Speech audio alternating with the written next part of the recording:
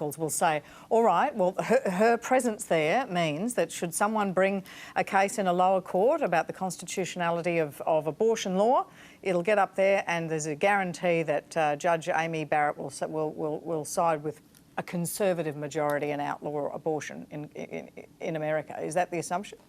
I don't think there's a guarantee of anything. I think Amy Coney Barrett has said in the past that Roe v. Wade, which was the landmark decision in 1973, has been assumed as American precedent for decades, and there has been no direct legal attack to completely there have been, but nothing taken up by the Supreme Court. It's more been chipping away year after year by conservative groups and anti-abortion groups in America that are hoping eventually this will culminate in the overturning of Roe v. Wade and the access for women in America to get an abortion. And I think Amy Coney Barrett has only been a federal judge for 3 years, and she's only ruled limited times on cases involving abortion. But everything she's done thus far and written in the past has said that she does not believe the U.S. Constitution includes a broad protection for women to access abortion federally.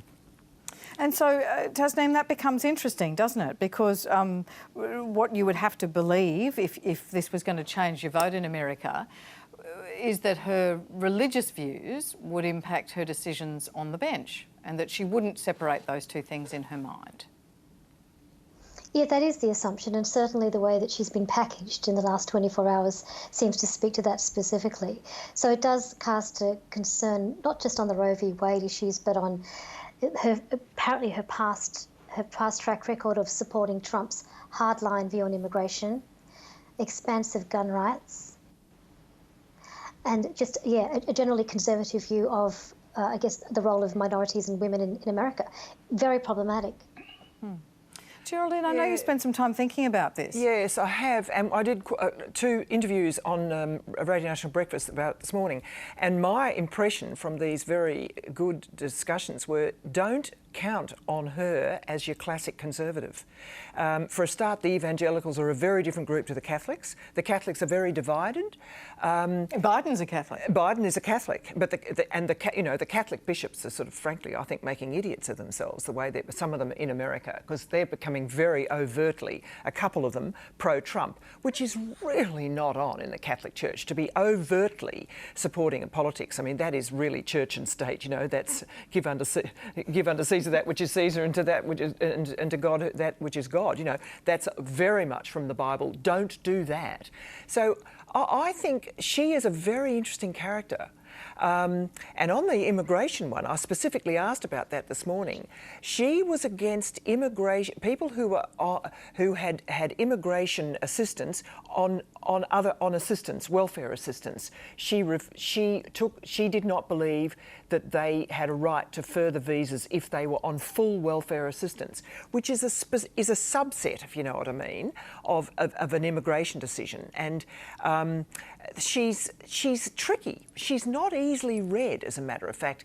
And the argument that Roe v. Wade, which I think, as Nick said, has had 40 years of precedent, the idea that it can be overturned like that is frankly over-worrying. Now, I might be proven wrong, but I'm not sort of swallowing the Kool-Aid on her quite as much as the terror about her. I just think she's hard to read. And Nick, might that indeed be beside the point? If enough voters think that she is this person who will vote her Catholic conscience rather than her legal mind, then that's probably all that matters if you've got an election in less than 5 weeks.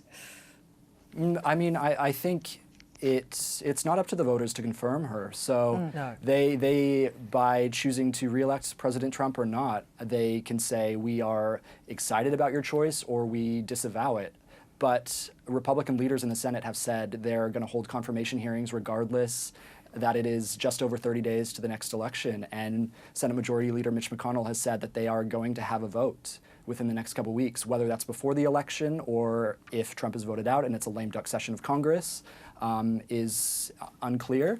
But there is a very good chance that she could get through and be on the court for 40 years. And I think if you compare that with the late Justice Ginsburg's tenure on the Supreme Court, it could not be more night and day than what people expect Amy Coney Barrett will do in that position. And of course, the argument is, Nick, that only it shouldn't be as political as this. Most countries have got age limits. Germany, you have to get stepped down at 70. So do we. It's ridiculous that it plays that role in the US politics, that somebody could possibly have an influence on the election just because they're being voted to a Supreme Court. I mean, it's an extraordinary system. In 2016, Donald Trump broke with tradition and refused to release his tax returns while running for president. What they contain and why he still hasn't released them are questions that have dogged his presidency for 4 years. Well, now the New York Times has provided the clearest insight into his financial affairs. They've obtained data from the past 2 decades showing the minuscule amount of tax he actually paid. Donald J. Trump paid $750 in federal income taxes the year he won the presidency. In his first year in the White House, he paid another $750. He had paid no income taxes at all in 10 of the previous 15 years. He is personally responsible for loans and other debts totaling $421 million, with most of it coming due within 4 years. Should he win re-election, his lenders could be placed in the unprecedented position of weighing whether to foreclose on a sitting president. The president, unsurprisingly, has dismissed the report, labelling it phony. It's totally fake news, made up, fake. We went through the same stories. You could have asked me the same questions 4 years ago. I had to litigate this and talk about it. Totally fake news. Now, actually, I paid tax, and you'll see that as soon as my tax returns. So, Ewan, what do you think? Is a president who doesn't pay his taxes or doesn't pay taxes a wise guy, or is he a bit of a crook? I think this is clickbait. I think what you get here with this sort of story is exactly what you want. You want to poke the bear. He may not pull a wage. He may never pull a wage, and he may just hand over his credit card and just get paid for everything. I think, as Kerry Packer always said, it's your right to minimise the money you give to government to run it. That's the hard part there. So if Trump organisations pay $1 gazillion in tax, then that's fine. But if the whole story is about his personal tax, he may not even pull a wage. But what about the fact that he seems to lose an inordinate amount of money? He loses money hand over fist. It's the big thing. It's the big thing, isn't it, Alan? The rich get richer and the poor get the picture. Once you get to that level, it's very hard to foreclose on. He just goes to Chapter 11 or just rearranges his debt. Someone down the line is going to lose. You see it all the time when it comes to Christopher Skase or Bond or any of those guys that went bad. It's not him that doesn't affect their lifestyles, but it affects the plumber and the tradesman and the people that did the job all the way down. That's the thing that's there. But there's people lining up to lend him money. So, it's his business. Leave it go. Is this just how things go, Nick? Is this just how the rich avoid tax, is it? Or is it something beyond that? Look, I am not an accountant or a tax expert, but I do know that I've paid taxes every year that I've earned money in America, and almost every American, I say almost because Trump obviously has not paid taxes for 10 of the last 15 years, Americans are familiar with paying for your government to run. So this does not strike me as normal. That said, in the New York Times story, they didn't release the full tax returns. They just included the details, and there is no mention of any potential illegality. Trump just obviously seems to have very good accountants that know how to work the U.S. tax code. And I just think there are a lot of deeper concerns that Americans haven't been aware of. He, as you mentioned in your readout, he owes hundreds of millions of dollars in loans and outstanding debts that he has to pay in a few years. The tax returns included details about all of the money that he's been gaining from his properties that he's refused to divest from, and credit card transactions that have gone through the roof at Mar-a-Lago, at his golf resort, that have become favored destinations of foreign dignitaries, of people that want to curry favor with him. And all of those present conflicts of interest that people should know about. Okay, Tasneem, let me read you this, because you can actually go onto Joe Biden's website and download his tax return. It comes into your downloads and you can look at what Joe and Jill Biden made in various years. So in the last year before Trump was in the White House, 2016, he paid $750 tax. And in the year that Joe Biden was out of the White House, so both men weren't in the White House, Joe and Jill Biden paid $3.7 million in tax. And then the following year, they paid $1.5 million in tax. And then if you look up, as the Times has kindly done for us, the fact that this tax avoidance sets him apart from most affluent Americans. If he paid the average tax that a very wealthy person paid in the United States, that's 1/1000th slice of the population, the most affluent, then he would have paid $400 million over the last 2 decades. So I wonder whether this is something apart from smart people minimise tax.